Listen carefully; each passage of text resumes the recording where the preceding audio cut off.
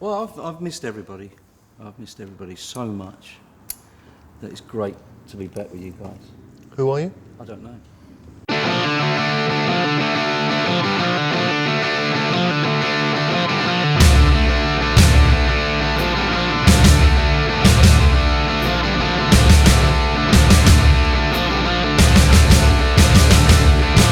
First day of school, they call me a disgrace.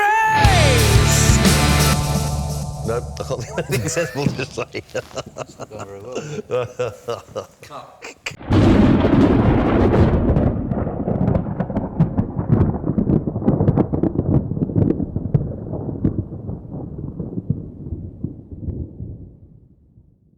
Just wondering if there's any way we could mock up more of a string bass type thing.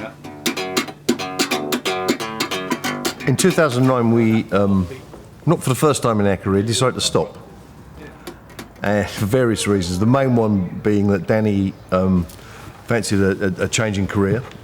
I went to work for an agent, the most successful independent agent in the world. My reasons for doing that were purely and simply because I was a bit tired and emotional, I think. I'd been running the band's label for 6-7 years. I was managing the band, I was running the online store and doing all the deals, and basically I had a broom hanging out my arse most of the time as well, sweeping the floor. So I was just a little bit burnt out, I think, and the idea of a regular job very much appealed to me. Well, obviously, as was everyone else, I was fairly devastated because it's always great fun. I never want it to stop.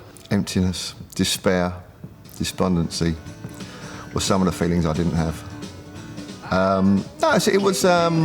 It's odd, to be honest with you, because we were very good friends. No, we are very good friends. And when you realise that you're not going to have so much contact with these people, it's a little bit empty, a bit strange, and you kind of lose your direction. I'm not sure what you want to do.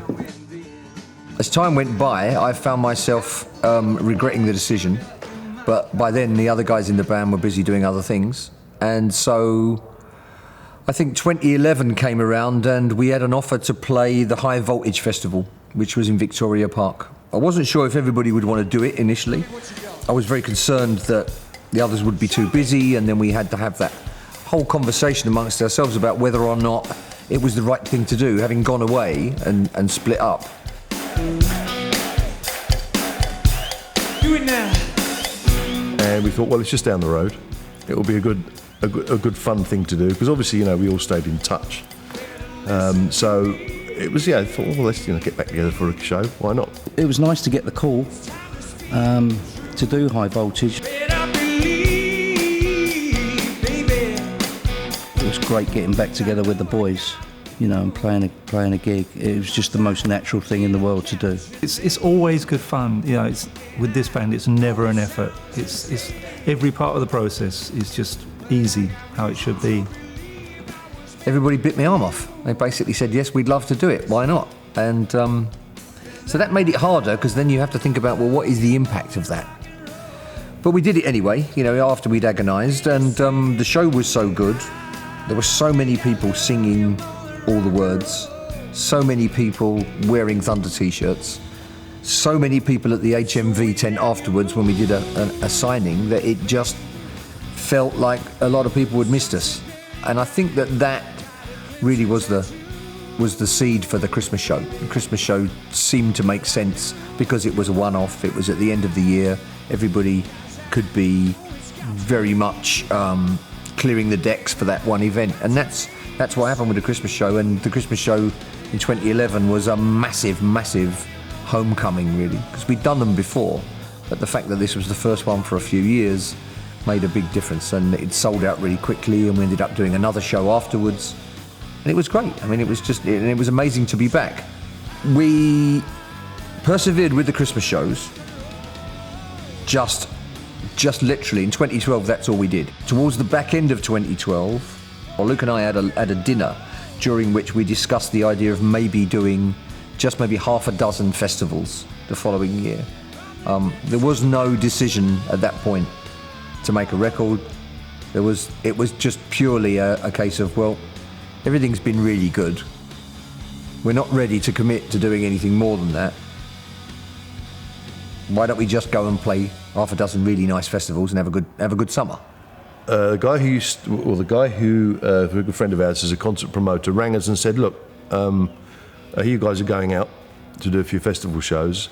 So we have a bill going out in arenas this summer, which is Journey with Whitesnake, and you guys would be the perfect complement to that bill. How do you fancy doing it? So we talked about it and thought, well, you know, a 45-minute slot, be something like 9 shows, all in arenas around the UK. Once again, from a financial point of view, it was a very nice offer. And we just thought, this is great, 45 minutes not, we'll be in the bar by 8 o'clock. How cool is that? So we thought it'd be a good warm-up for the festival shows, so we agreed to do that. And at that point, I think the stakes got raised quite a lot, because I don't think we were anticipating the response we got from the audience. Big love. I mean, it was almost as if we hadn't been away, you know. And it was quite overwhelming on more than one occasion. I mean, we did one of the shows in Cardiff. We came out, I don't know, 8,000 people or something. And we started the first song, finished the first song, and the audience reaction was incredible. It was like a standing ovation that went on for 2 minutes. We couldn't play. We just stood there looking at them going, wow. And maybe this is nature's way of trying to tell us something. We're opening the thing, and every night we went on, it was like being a headliner. Literally every single night, the whole audience is in before we go on, which never happens for an opener. They're all wearing Thunder t-shirts and they're all singing all the words, and you just feel, hang on a minute, there's something going on here, you know. And then you add that to the reaction at the festivals, and then you add that to the reaction at everything else we did. And by the end of that summer, Luke was pretty much convinced, you know, we should make another record.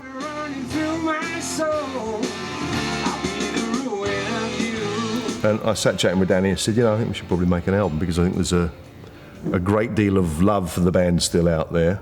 And, we're not getting any younger, so if we're going to do something, we should probably do it now. We discussed it long and hard before we finally committed to doing it. I wanted to make sure that we came back with a really great record. And I wanted to be sure that everybody else was going to be able to commit fully to doing that. Well, Extreme Merriment, it's a no-brainer, that we get the chance to make another album with the record company, who've been absolutely fantastic. Worked really well with the band. It was, joy. Jumped around the room a few times, To just trade on your past and just play a greatest hits set every now and again, I think would have been counterproductive.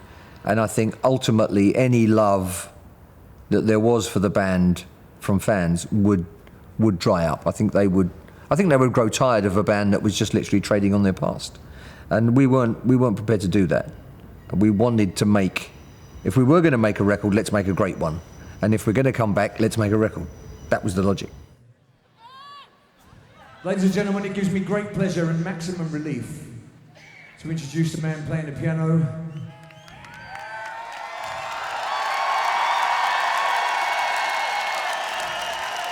We weren't sure if he'd make it, but he's here.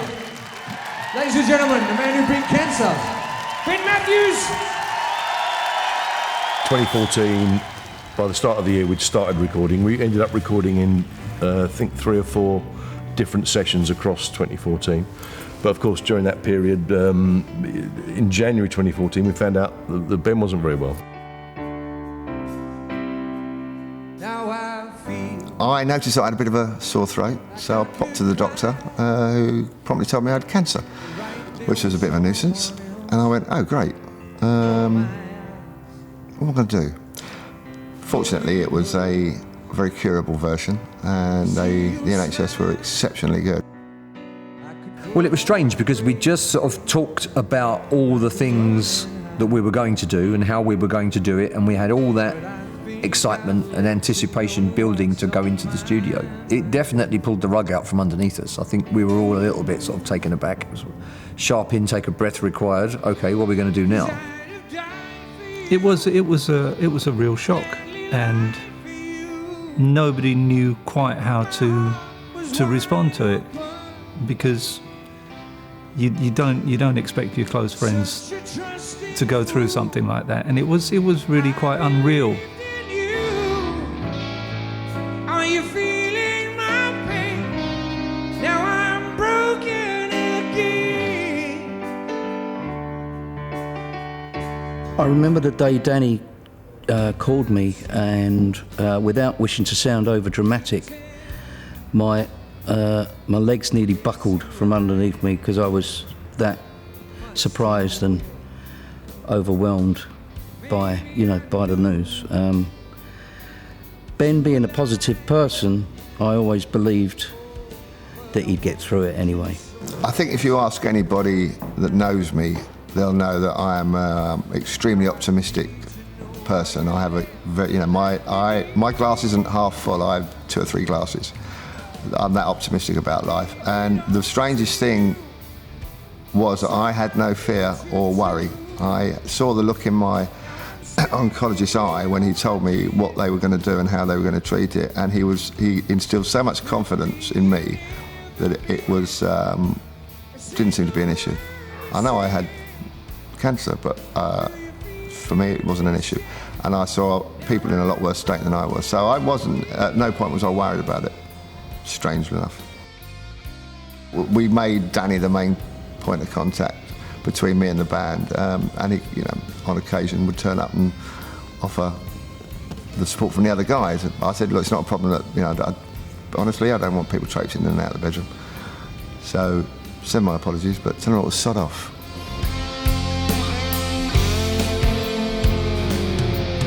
As the manager, it sort of fell to me to try to sort of ensure that everything carried on, whilst at the same time we needed to take care of him. I think that's what we did when we took it all in our strides. I think we're fairly stoic. We're not prone to massive amounts of sort of wailing and moaning and gnashing of teeth. He was very pragmatic about it. He took a lot of advice.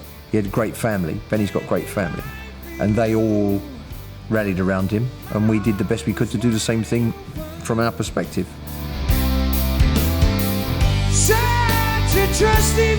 I went to see him quite a lot throughout the process. My father had cancer, it killed him. So I knew what he was going to go through in terms of the treatment and the side effects and a lot of that. And I had to kind of manage his expectations to an extent, because he was very determined that he was going to be through it in 5 minutes and back to normal, and he would be in the studio. And of course, I knew a lot of those things wouldn't happen.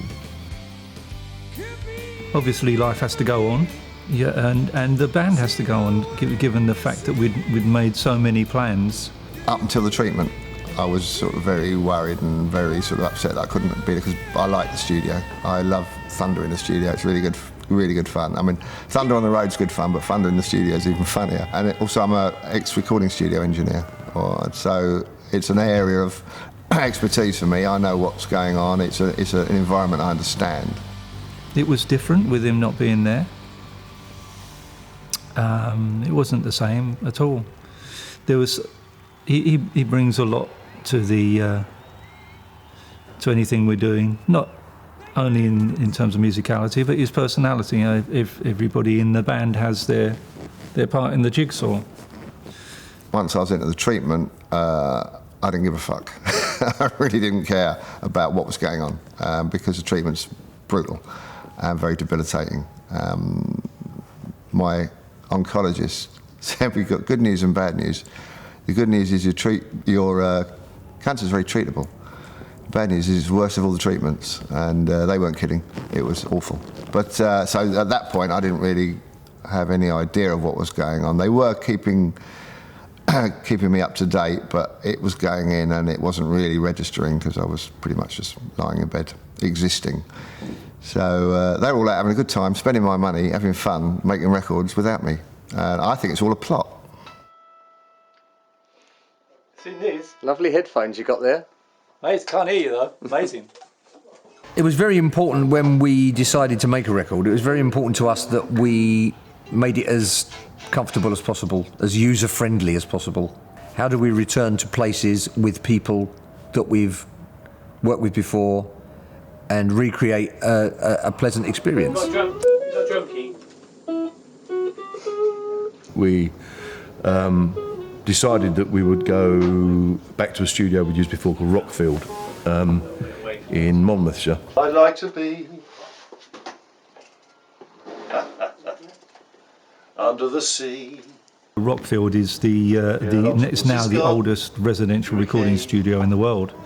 And it's full of history, it's full of music. There's so much been recorded there by so many massive bands and you know, bands that we're fans of. Plus the fact that The Thrill of It All was recorded there in 95 or something. So it was literally going back to the band's roots. We've always been the kind of band that works well residentially. Getting out of London, a studio you can all live in, eat in, sleep in, because it tends to focus everybody very, very, very, very sharply. The phone doesn't ring. There's no kind of immediate family. You're just focused exactly on what you're doing.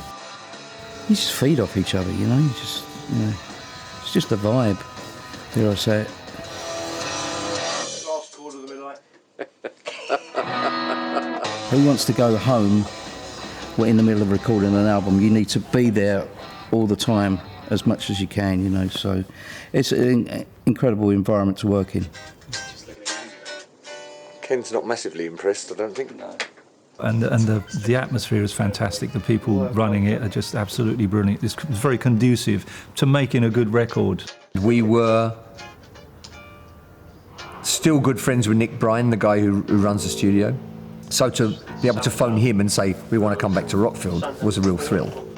He was chuffed to pieces to have us back. He'd worked with the Union, Luke had been there a couple of times, so they were very familiar with circumstances at the studio, and it was great and it was fantastic. We made a very conscious decision that we wanted to work with Mike Fraser again. Mike Fraser is a mix engineer. He's a specialist. That's what he does. He's worked on lots of amazing records with sort of Bryan Adams and Aerosmith and AC/DC notably, as well as the first couple of Thunder albums and the third album and the live album that we did in '97. We worked with him a lot, so he was our sort of first choice. So I got in touch with his manager to find out if he was available. He called me completely out of the blue and said, I'm doing it.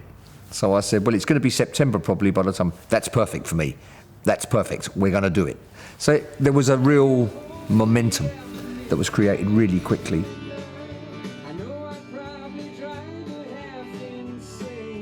All we needed really to do was to agree on the material. And that was where it started to get a bit weird, a bit edgy. Because our usual method would be to have Luke write a load of tunes. We choose the best ones. We go into the studio. 6 weeks later, we come out and it's finished. This time around, I wanted to ensure that we had the very best material. I just started to write the songs. And every time we had a batch that we thought were good, we'd go into the studio and record them. And that's kind of how it went for over the course of a year, pretty much. We were very determined that it would be a good, strong album.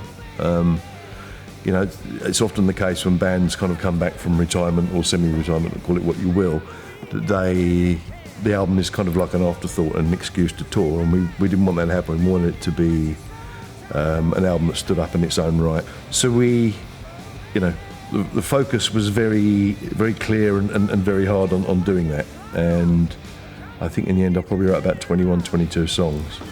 And the best 11 basically went on the album.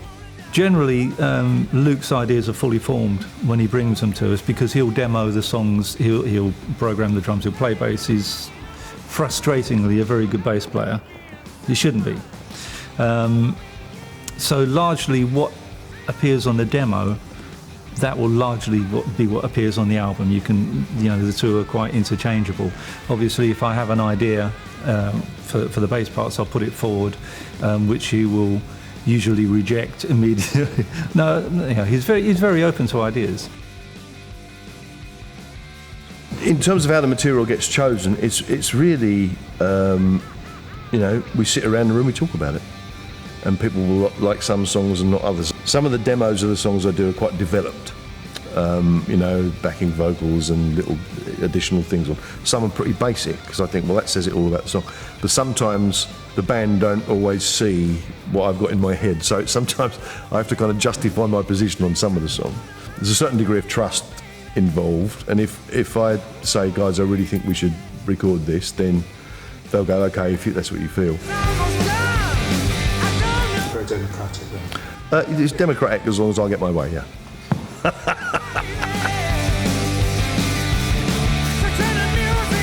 So, yeah, I mean, it was very much a case of making sure that we had the very best material. And I wasn't totally convinced that going in and committing ourselves to a 6-week stint was the best way to do it. Luke wrote a load of tunes, they were good ones. But I sort of made a suggestion that maybe we should only record the best 4 and only commit to like a week, 10 days in the studio, just to see if we all felt really good about it at the end of the 10 days. And we did. The whole process was not only in the writing, but in the type of recording we did, the way we recorded it. It was going back to how records were made, and it was just a brilliant, inspirational, enjoyable process. And we went in there and just tried to do it, try to capture performances. I mean, I think with rock music, because it's such a live medium, when you record it, I think that the battle or the task is to try and capture a performance.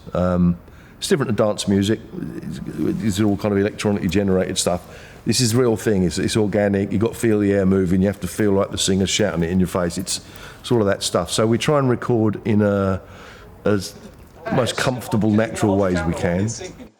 I think we should try this one au natural. What I'd like to do is try it without any click at all, ever. Because what will happen? Because there's a clean gap there. No, but if we sang it properly. If you sang it, you can even sing it. Yeah, if we sang it. What, you're going to go and sing? Well, I could sing. What, while we play? Yeah, I mean, that is possible. I know that's not, you know. No, you're all right. So it's just that, really. We just get in there and do it, and when we feel like it sounds like we should sound, then that's kind of it. I mean, it's not a complicated process. It's, we don't tend to overthink things. It's all about how it feels. Does it feel nice? That's the most important thing. And, my job as, I suppose, the producer is to, try and make sure everybody has done their bit as well as they can do it. I'm very hard on myself, I'll have you know.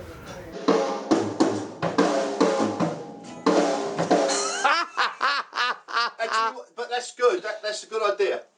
A longish, lazy fill at the start would be good. Like that, but good. Yeah, I really enjoyed the process. Probably more so than ever, I would say, because I felt that much more relaxed and much more comfortable about the material and my ability to sing it. And the fact that we were only in there for short bursts meant that I wasn't worrying about whether or not I'd have any voice left in a week's time. It all makes a difference to your sort of psychological state when you're recording. It's all about capturing the moment as best you can to make sure that performance is the very best performance you could do. There's always a bit of a timestamp. It's not necessarily the best performance you could ever do, it's the best performance you could do on that day. The entry into the chorus, rather than the glitch. So we like to get a thing done. Don't work too many hours a day, because you lose it after a while, like with any job. Get sort of 7-8 quality hours a day of recording done, and then have dinner and get down the pub. What you're doing? I'm not doing much. What I'm doing is kind of. Luke's been very good as a producer. He's always been very good at saying, "No, we've got it now. We need to stop." He's very good at that, and I think that's a rare skill when you're the person who conceives and writes and then produces the music. To be as objective about it, I think it must be very hard. It's more fun. It's a much more enjoyable way to make a record. What do you reckon?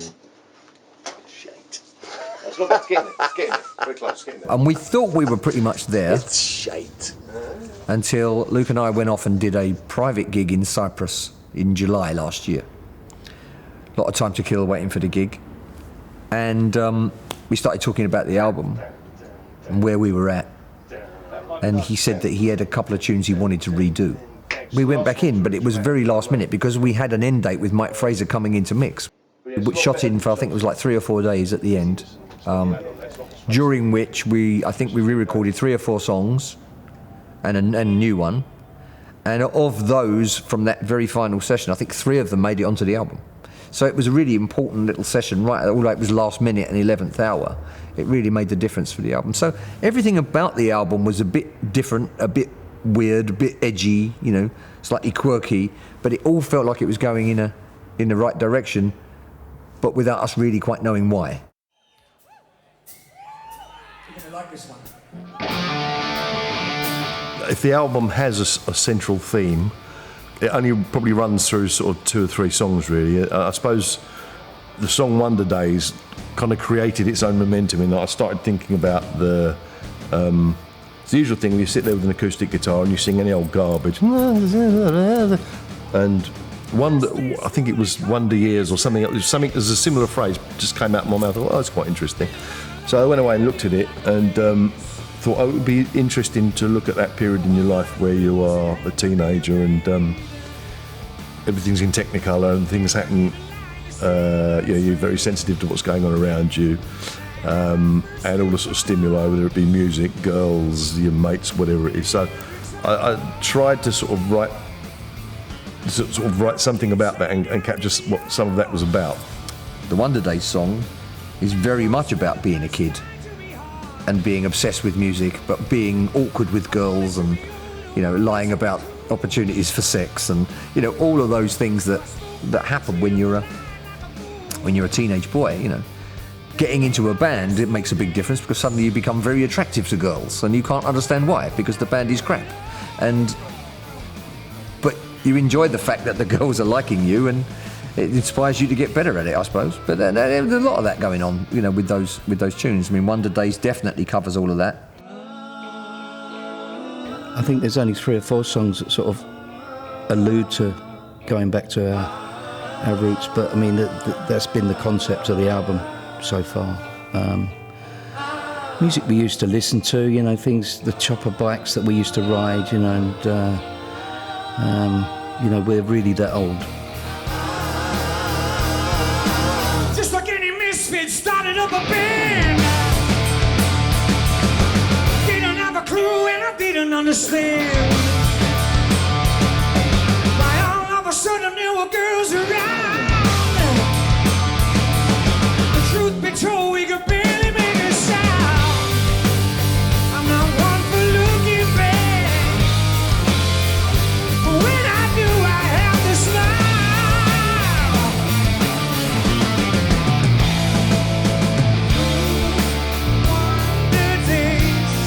It was a good time to grow up listening to music. So when we got into a band, I mean, Luke had a band, I joined the band. We were just sort of desperate, you know, to be as successful as we could be, as quick as we could possibly be. But it still took us 9 years to get a record deal, and we got turned down by every record company in London several times over. And it was great. I mean, it was, you felt like you were going somewhere, even though we were driving up and down the motorway and getting changed in vans, and got changed in the piano once in Wales, I seem to remember. But it was good, they were good times because, you know, you felt like you were getting somewhere and you were young and you didn't really need a lot of sleep, you know, and you just smashed it out. It was fantastic. Really, really exciting time. For younger generations, I think they've never even experienced it. You know, the joy of finding a new band just from somebody talking to you about it in the playground, and then you have to go to the record shop or maybe you hear it on the radio. You know, and it's something that you discover for yourself, not that's bombarded at you from every direction.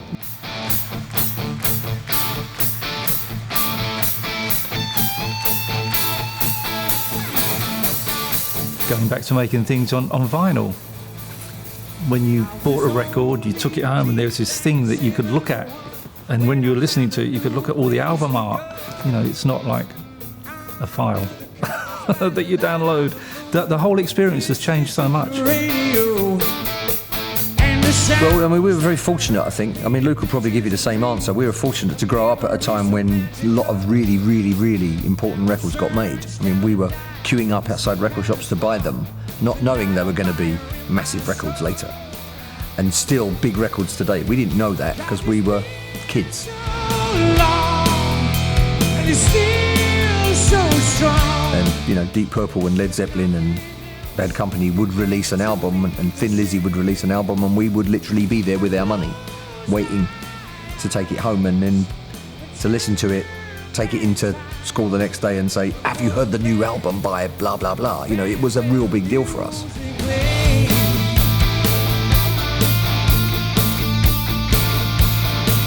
I mean, there are themes, a couple of themes within that are examined within the record in terms of the lyrics, where he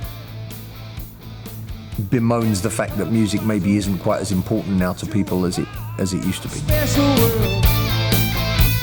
started me thinking about music, how music had changed, how my perception of music as a thing had changed.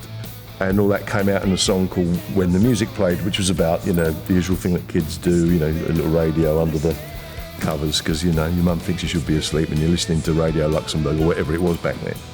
The kind of incredible innocence with which kids hear music, which is, you know, without any kind of bias or judgment. It just washes over them and their response to it is 100% natural. Of course, as you get older, that disappears and you become cynical about bloody everything. And you maybe don't hear things the way they were supposed to be heard. And I've always tried to kind of keep that when I write. I've always tried to banish all that nonsense from my head and think like a little bit in a childlike way. And at the end of the day, you can overthink it, but you have to do, in the process of creating music, you have to be as natural and as open, like I say, and as childlike and as innocent, if you like, as you can, because that's the only way you really get in touch with, you know, what's in your soul. God, that sounded pretentious.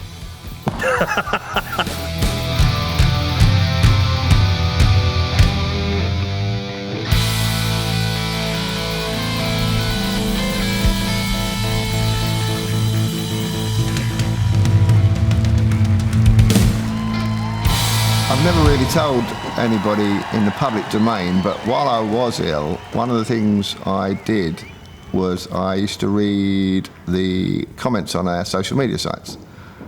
And they were massively uplifting while I was recovering. It was fantastic to read, you know, the power of healing, that many people sort of sending positive vibes.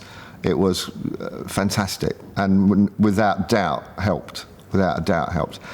There was a moment at Leeds Arena when Resurrection Day where Danny, you know, made the point. It was, yeah, pretty stunning. You know, there was a little tear in the eye, I can tell you. It's a song about recovery. We know what this is about.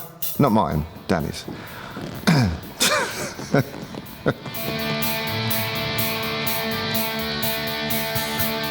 mean, one of the things about Benny being ill in the whole process was obviously it was playing on all of our minds, you know, to whatever extent. And I suppose being the person that writes the tunes, it was going to come out. And Resurrection Day, strangely enough, started life with a completely different title. It was called Election Day originally, but it was awfully pretentious. It was about a couple that meet a burning barrier of some great political movement. I thought, this is fucking terrible. I can't live with it, so I scrapped it. I thought it was a good tune, and it was kind of waiting for the right sort of waiting to get the right lyrical angle on it, and then the word resurrection is a very strong, powerful word to mean many things. So I started thinking about that, and I started thinking about Ben's illness affecting me. I thought the best thing to do is to spit all this out and do it in a positive way, and it's a kind of very up sort of song, uplifting, and yeah, so that all kind of worked out very well. We got some positivity out of the negative aspects of it, if you like. I just went straight back to the nostalgia thing, and I have to say the whole concept with the lyrics and particularly the album cover that was a lot of fun. Making the album cover, I thought the idea was superb.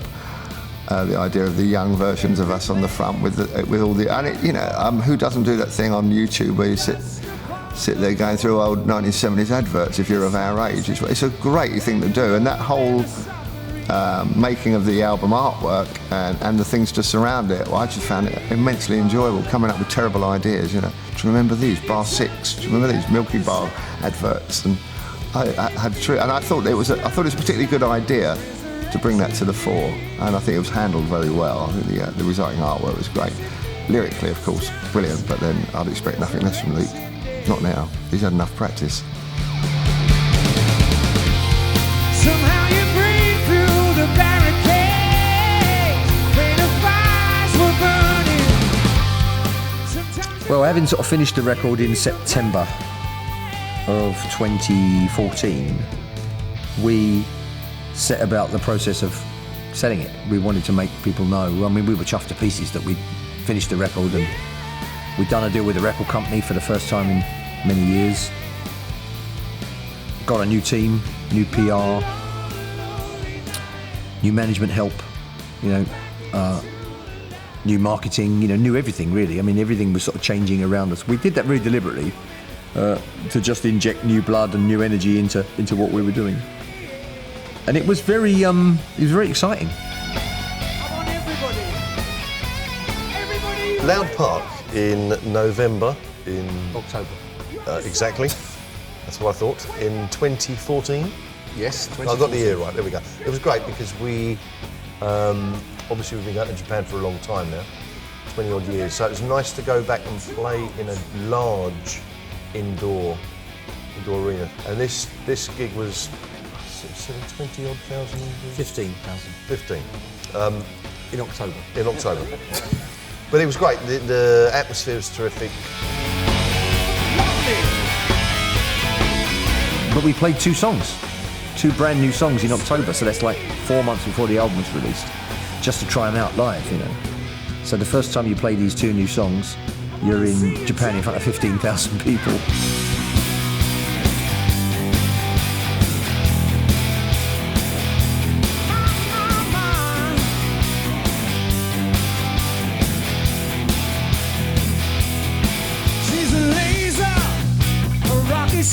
From our point of view, it was quite strange because although they were new, they didn't feel like new songs in the set. They felt like we've been playing them for years and years. They just kind of slotted right in there.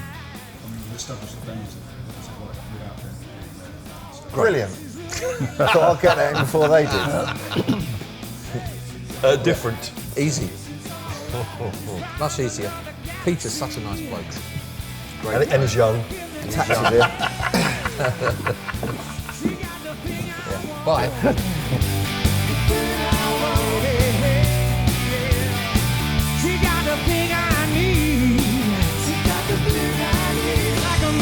It was a very slow realisation that I'd still be able to do it, because when you're midway through your treatment, you really aren't in a position to make any conscious proper decisions. You are literally just existing.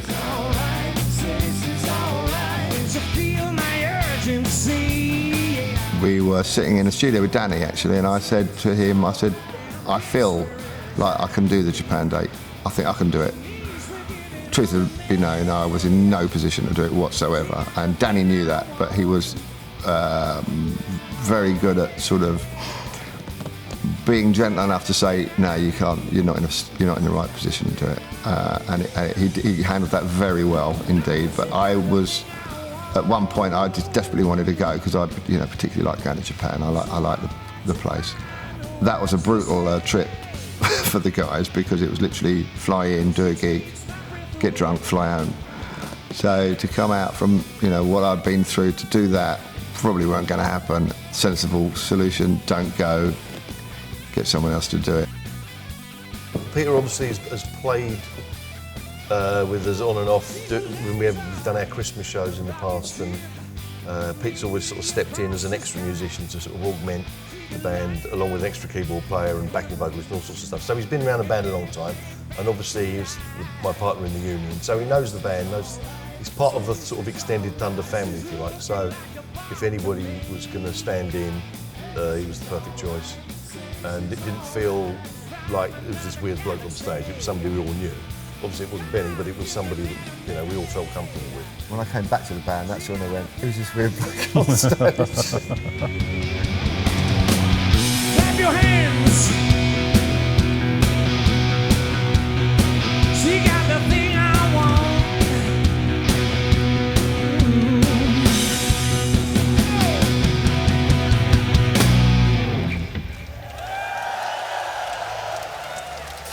Thank you very much.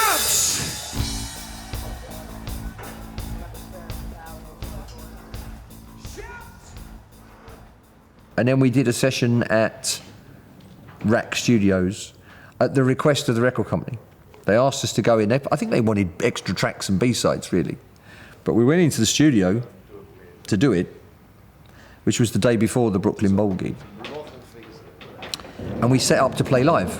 We just thought, you know, let's get this over with. I mean, to be honest, I'll be absolutely honest, we were pretty cynical about the idea. We just, you know, we made a great album. Why did we need to re-record them all over again? You know, it just felt like a bit of a weird one. But the record company were adamant it was going to be a good experience. And the idea of playing live in the studio where we would have to set up individually meant that we had to take our time getting all of that right.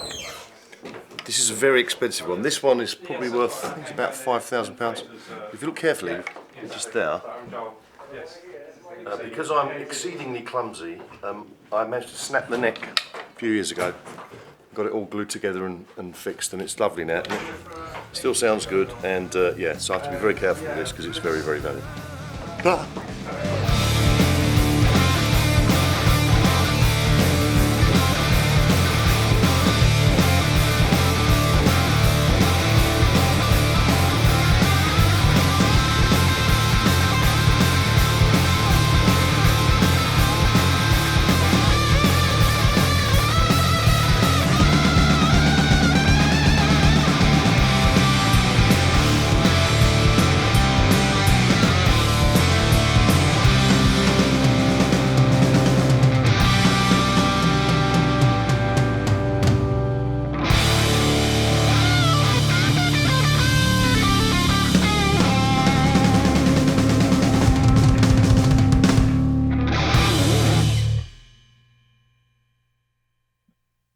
Inadvertently trodden the tuner there, switched myself off for about a bar.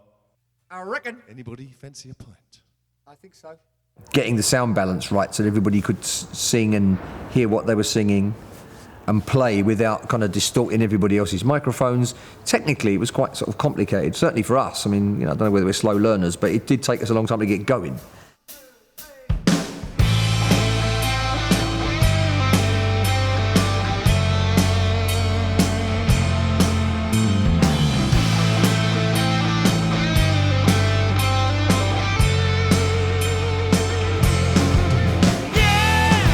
Once we got going, we smashed through the songs really, really quickly, and then the whole thing almost kind of took on a life of its own. It started to feel like a really fun session. Water, where the angry rivers rise. I was found. So sort of 3.5, 4 hours later, we'd played 14 songs back to back, and we were absolutely exhausted. We went down the pub and had a pizza, started looking at each other going, blimey, that was good, wasn't it? For the first time, it felt so right. So I packed. It just felt a little bit kind of like we'd done something really different, you know, very, very unusual. And when you've been doing it as long as we have, to have a kind of a moment like that, that's quite a big deal, you know, because it doesn't happen very often. That felt good.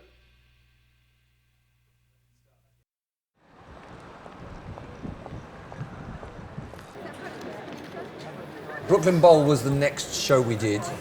We'd actually, because of the schedule, we had to rehearse for both the Loud Park show in October and Brooklyn Bowl and the RAK session prior to the Loud Park show. So we had this sort of week of rehearsals where we were rehearsing like 30 songs or something, because we didn't play the same songs everywhere. And that was fairly intense, but it was very good because it enabled us to not only rehearse a lot of tunes, but also to rehearse a lot of brand new tunes and play them over a prolonged period of time. So by the time we got to play the Brooklyn Bowl gig, we'd been in at the RAK Studios the day before and the day before that, playing live, and by the time we got to do the gig, it was just like second nature. None of the new songs felt like new songs anymore, and all the covers just flowed because we'd recorded them, and it was great, especially because, you know, he wasn't there and mucking it up.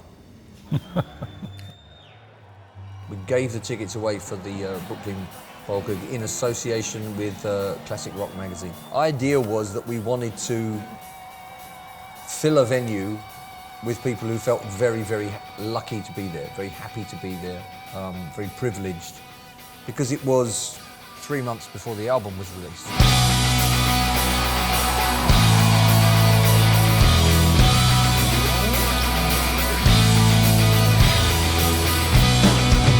We wanted them to hear the new tunes, but we didn't want them to tell anyone.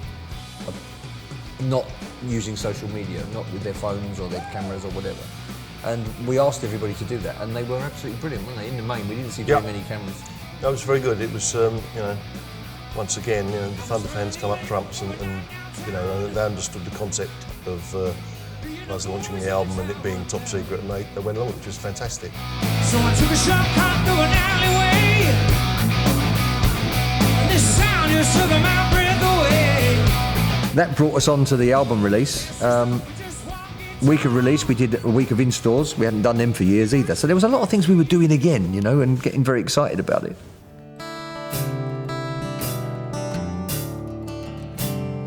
Drove up and down the country, playing where we could, performing acoustic shows to people, signing stuff in stores, picking up an enormous amount of goodwill from fans about the record and about the fact that we were back, and that they'd heard the songs on the radio and they really liked the artwork, and, you know, there are lots of really sort of positive things coming out of it. So it felt like a very exciting week, that week that the album was released. The old country, to the promised land we came, and then we Obviously, the other thing that was very important about that was it was the first time Ben had publicly done anything with us, you know, since he'd become ill, and was, you know, by this point he's in remission, recovering.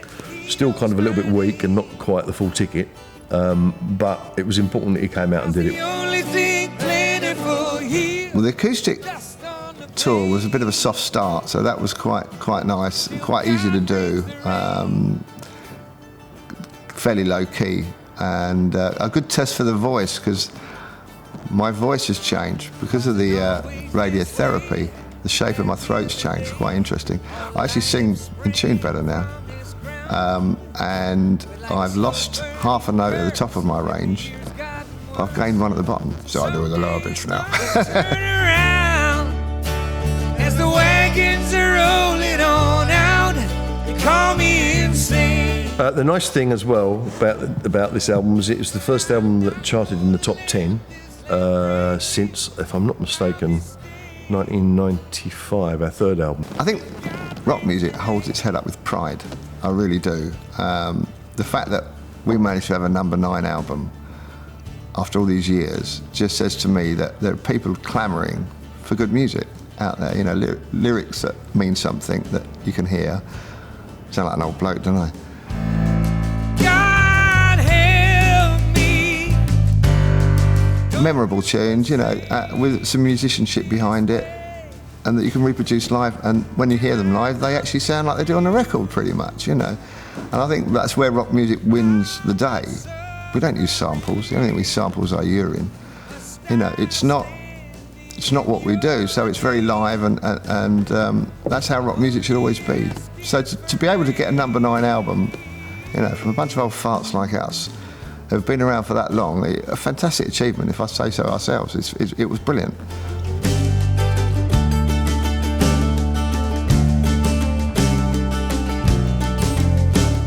We don't have a radio play, we don't have the television play.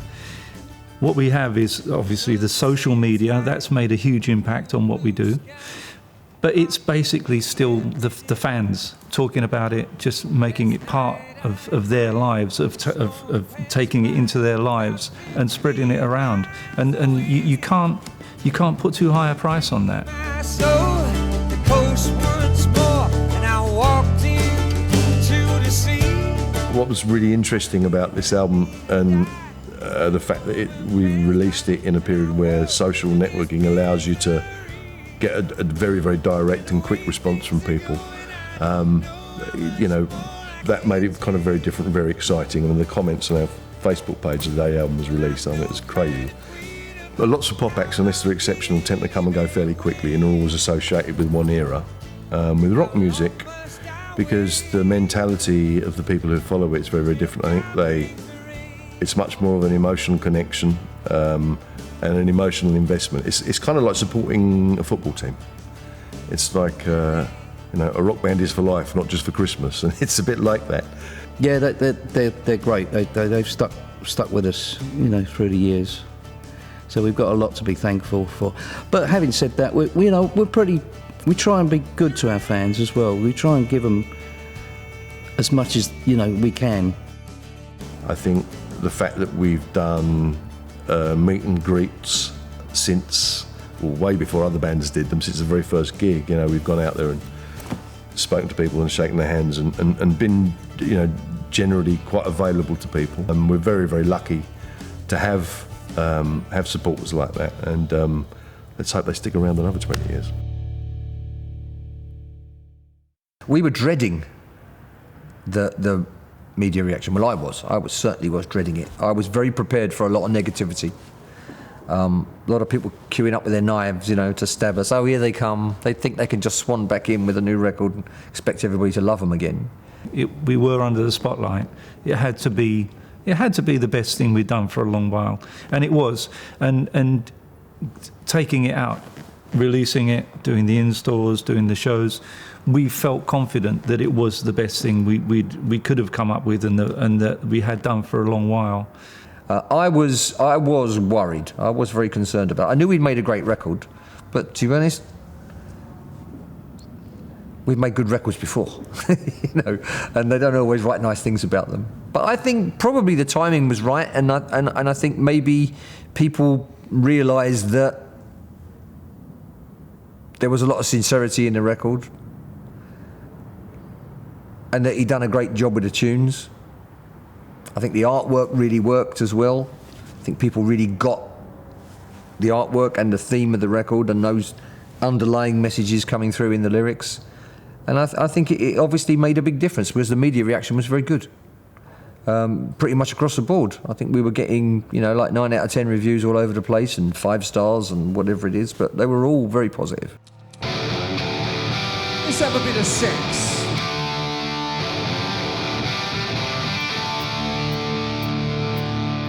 Clap your hands. Everybody clap your hands. My whole ethos when it comes to playing live is very simple. I don't want an audience to come away from one of my shows feeling less exhausted than me. I want everybody to put 100% in. I want us all to come away absolutely destroyed, and I do after every single bloody show. I'm just dead.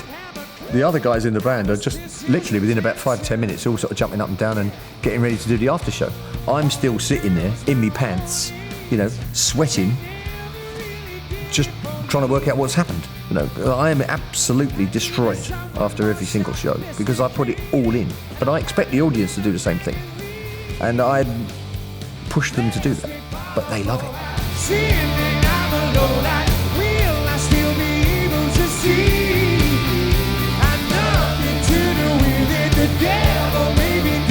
Nice of the guys to think of me and book the biggest show Thunder ever did as a headline act. Come back to arenas, Ben. Relax, it'll be fine. Playing live was a bit of a weird one because you need to arrange your shows long in advance because venues are just not available. So I had a lot of discussions with the promoter for the UK shows in March, probably a year before. The problem is at that point Ben was going through his diagnosis and the beginnings of treatment. Having had experience of it with my father years before, I knew that he probably was going to take him a long time to get over it. The specialist had told him he thought it would probably be a year before he was ready to do anything physically demanding again. And so it proved to be. With all of this going on in my head and knowing all this information, I went back to the promoter and said, you know something, I think we should change what we're doing. If we don't, I fear we'll arrange a tour, he'll break down after 3 or 4 shows, and we'll end up disappointing a lot of people, cancelling shows, and that, I think, would be disastrous when you consider we are relaunching ourselves.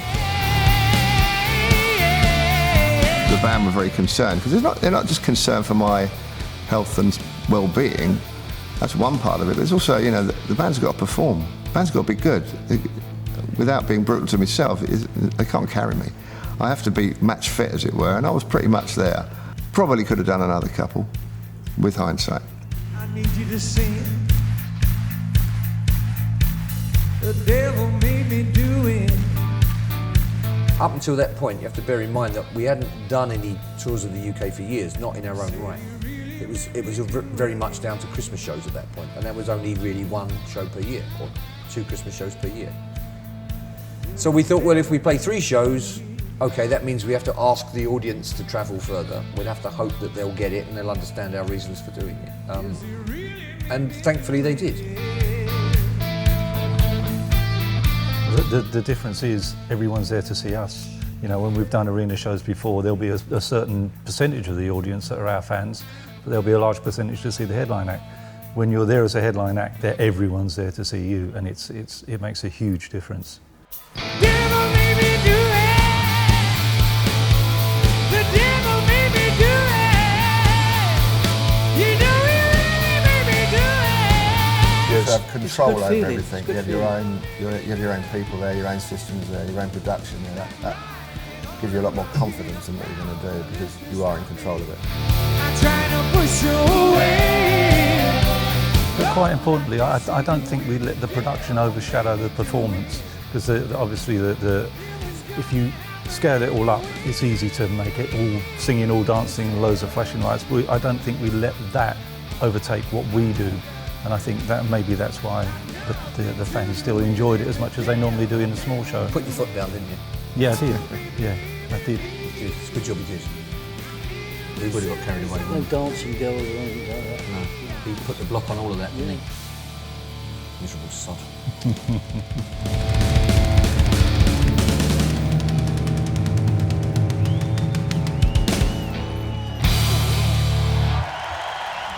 How is it for you, Danny, as the front guy, interacting with the crowd that size, that long, and they're all there for you? Well, not you yourself, but... No, they're all there for me. I think you'll find that they're not there for anyone else, only me. Yeah, now see. It's the same. It's the same. You don't do it any different. You know, you walk on. So they're all there for you in the small places as well? Absolutely. Yes, both of them are there for me in the small places. It's all about you. It's all about me. It's all about you. Yeah, and the sooner you understand it, the better. Yeah. No, I understand. Thank you. See what I have to deal with? It's like this every day. One word first. I don't want you.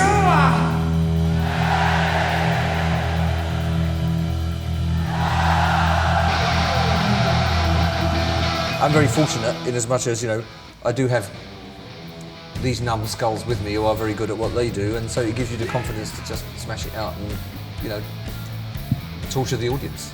You want them to do what you want them to do, and you want them to go home happy and worn out, and that's hopefully, you know, what we achieve when we put the shows in. In some ways, I mean, the scale that a large venue and a big audience gives you, it's like a massive canvas. So you can, there's things. It sounds really stupid and fundamentally simple, but it's true that the greater the dynamics that you have at your disposal within the music means, you know, you're amping everything up. So from a quiet passage to a loud passage, the impact when it's coming out of the PA system that big and the lighting being that big and with screens and everything else, just turns everything up to 10, and it's great. It's like working, you know, with a lot more colour, and it's great. It's great for all of us, I think. Well, I think we were slightly concerned, or I certainly was, that, you know, being a band that's associated with playing headline shows in theatres, is that kind of feeling that are people going to come along and say, oh, you've got a big few boots now, I see, oh, you're up there, the big thing. But there wasn't any of that at all. It was. I don't think I saw anything negative anywhere. I think it was a culmination of a very successful campaign, not only for the shows, but for the album. 2 or 3 weeks before, everything that had gone into that process, all the press and the promotion and the videos and the interviews. I mean, we did hundreds and hundreds of interviews, all very positive, all gathering momentum and building to that point where people could actually see us play these songs that they heard on the record live. And luckily for us, because as Chris said earlier, that they felt very comfortable from the beginning. I think it just came together very well, and I think everybody went away very happy. We certainly were chuffed to pieces.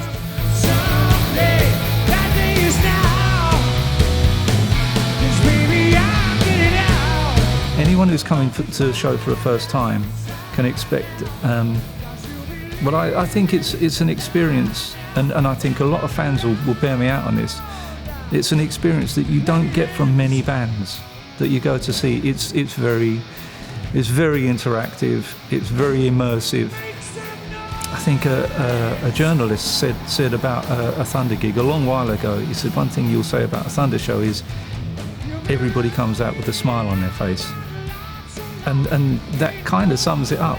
Everybody there just has a great time.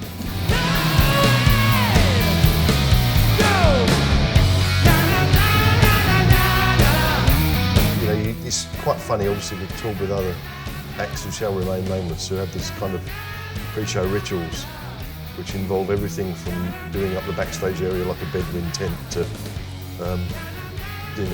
all putting their hands together in a very American style rah rah rah thing, and And fitness. we'd rather watch the cricket. I mean, it's just not in our DNA. We can't do that. We're maybe too we're normal, aren't we? we're far too English and normal. I don't think that's. Yeah, our pre-show ritual kicking out. You wait yet? That's right. We're on in 10 minutes.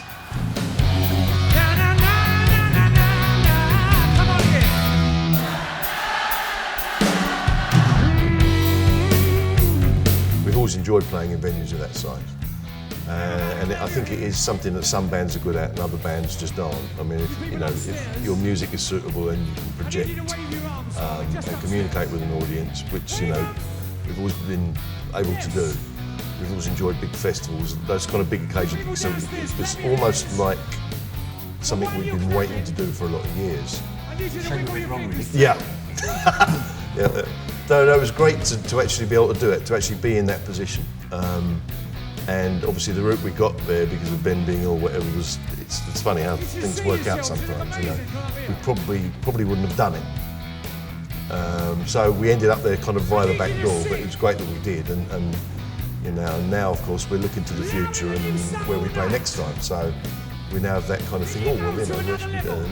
Theatres, arenas. It's nice to be in that position. We should downscale it next time. Yeah, sheds. Sheds, yeah. Garden sheds. There you go. Come on!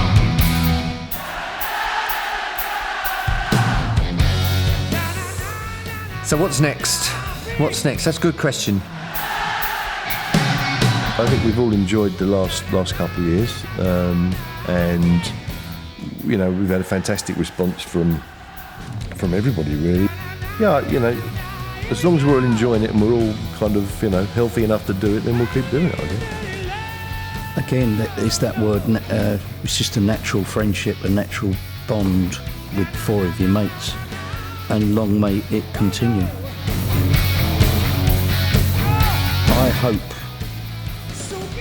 that we make more than one album in the next three years, and I hope we do many gigs, many shows, because that's what we do best.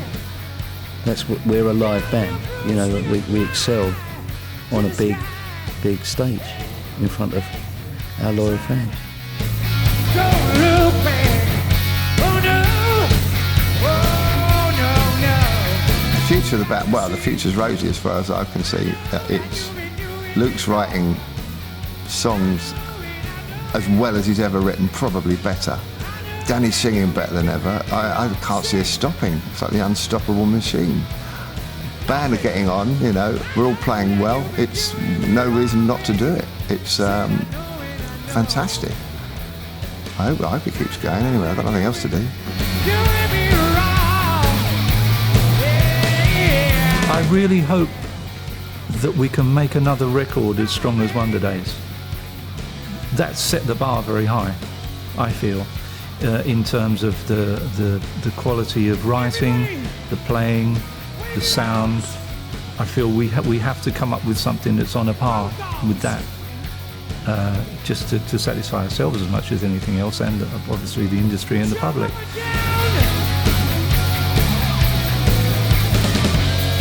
Well, Luke's already writing, as far as I'm aware. At some point, I guess I'll have to start writing another album. I've actually started already. I mean, I've got a few tunes demoed already, but we'll get into that more over the next few months in between the gigs. And yeah, hopefully look to get into the studio at some point next year and start another one. You know.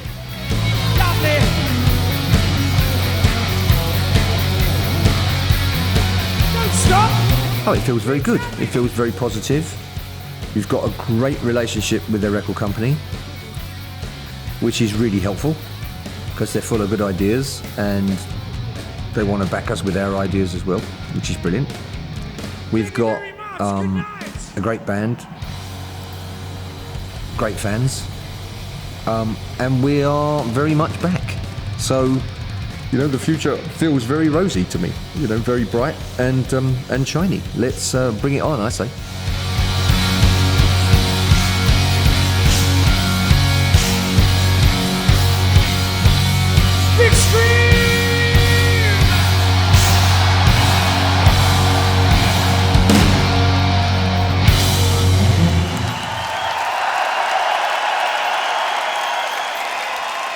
You've been absolutely amazing.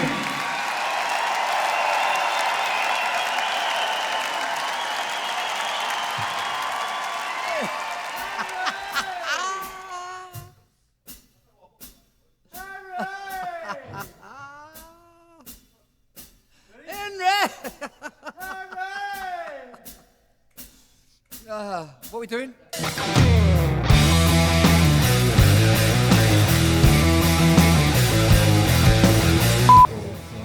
Take one.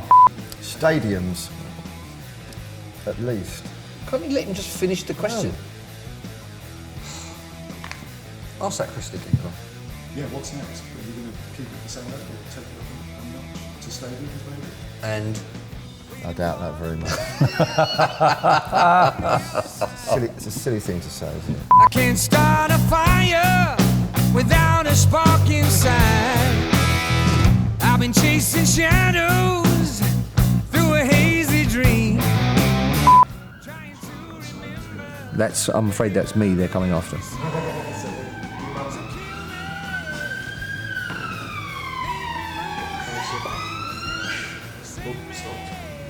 Yeah. You'll hear the heavy crunch of the size 11s on the stairs in a minute. Yeah, it's a great place, but it's very noisy, isn't it? Take 42. Till the night turns into day. I'll give you an example. In 2011, when we did the Christmas show, we had a bet between us, the band members, as to how many tickets we thought we would sell. And the idea was that the one that was the furthest away from the eventual number would buy the other guys in the band a curry. That was the deal. And I lost.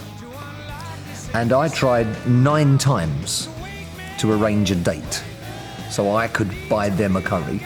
And after 9 failed attempts, where I could not get them in the room together, after 9 attempts, I gave up. I said, you can buy your own bloody curry. And that was it. Yeah, I still owe them a curry. They're not going to get it, though. As far as Thunder was concerned, you know, you want to do that again? Yeah, sorry. That's right, the siren. I was just thinking it's my cab. When inspiration comes around, I can feel some magic ground. That must be a very good camera if I look gorgeous. This one, David, is very high. Very high. See my eyes pop out. Maybe my testicles drop off. And... Sorry. Danny, yeah. Are you trying to get out? No, I'm trying to get that in with my bacon sandwich. Oh, okay. It's all about food. At the end of the day. No, it's completely forgot what I was talking about.